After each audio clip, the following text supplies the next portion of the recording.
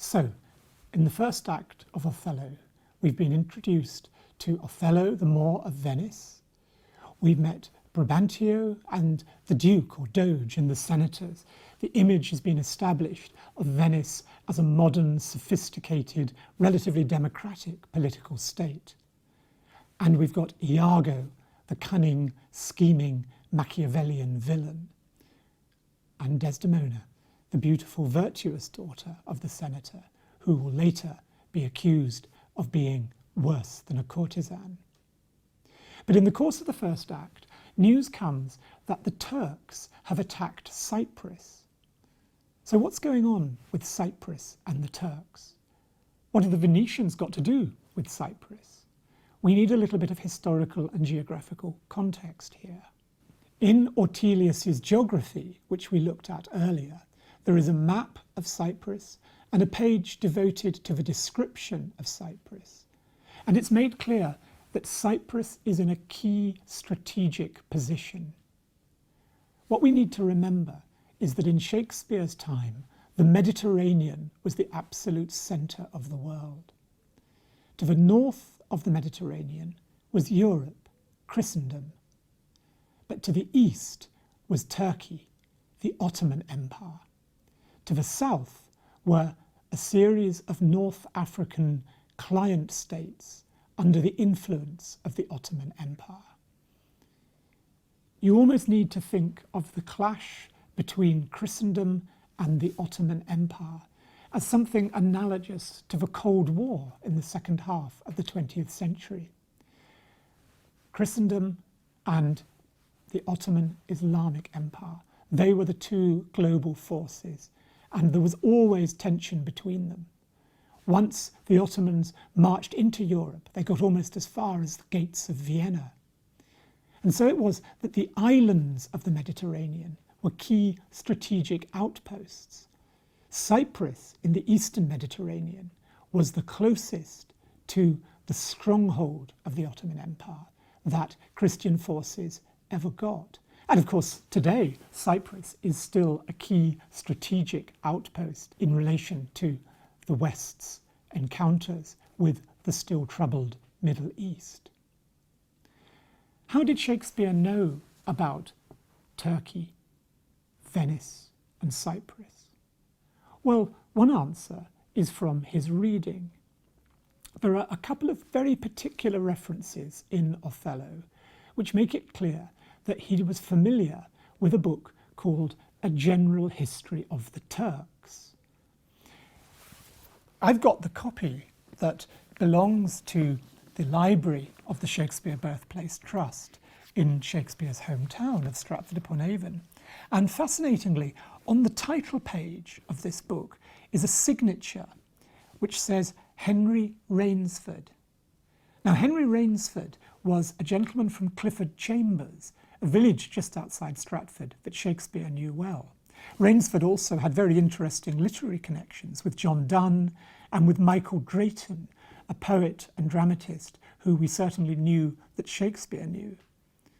The book was published in 1603, and it's not impossible that Henry Rainsford's copy was one that Shakespeare borrowed.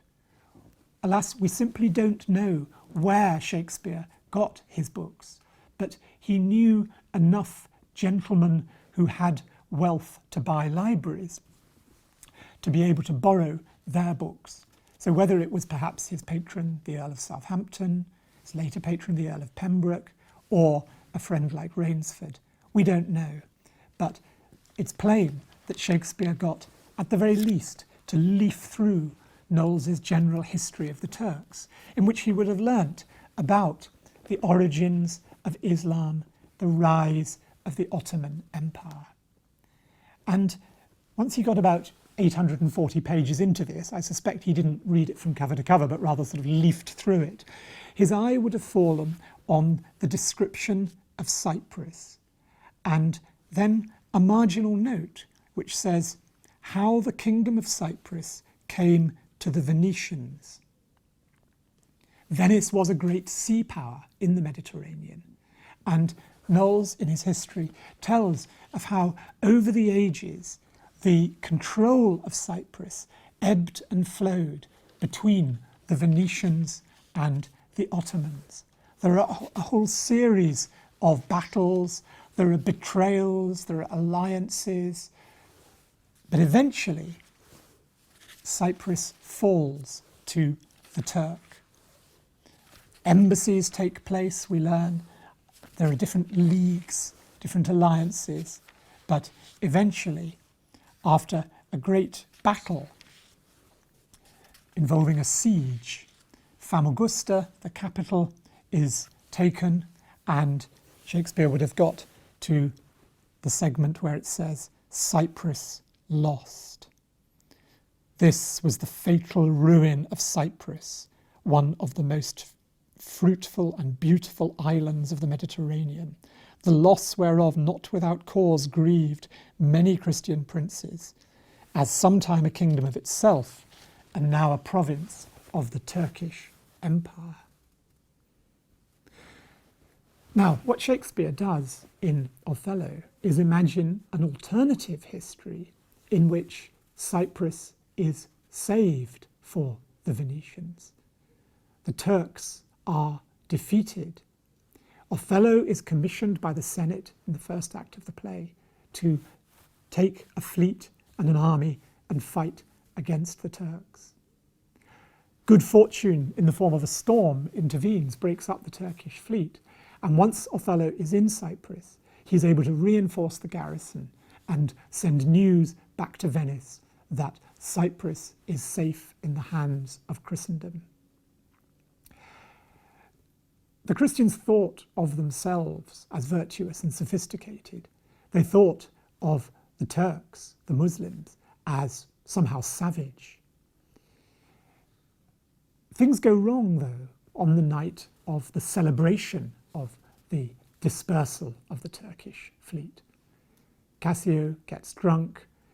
Iago, acting through the agency of Rodrigo, manages to embroil Cassio in a fight, as a result of which he's cashiered, he loses his position. Othello, who appears to be in the middle of consummating his marriage, is brought from his bed and has to break up the fight.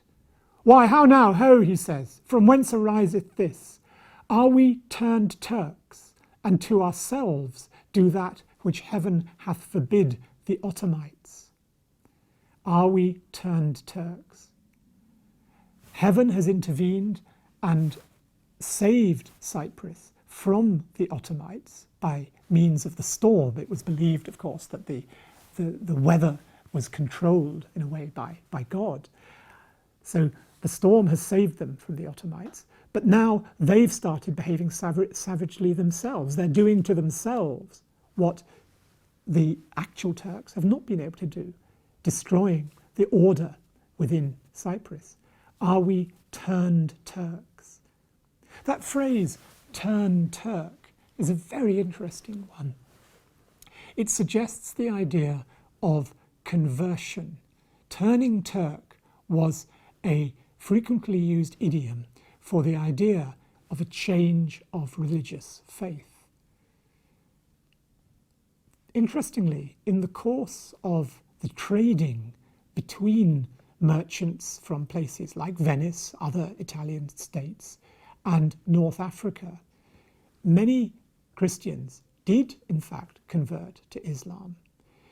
That historically was more common than a Moor, a Muslim, converting to become a Christian. And one of the very striking things about the character of Othello is the fact that he is a Moor, which to Shakespeare's audiences would have meant a Muslim, and yet clearly he has become a Christian. Questions of conversion, religious faith, and the relationship to slavery are, surprisingly perhaps, at the centre of this play.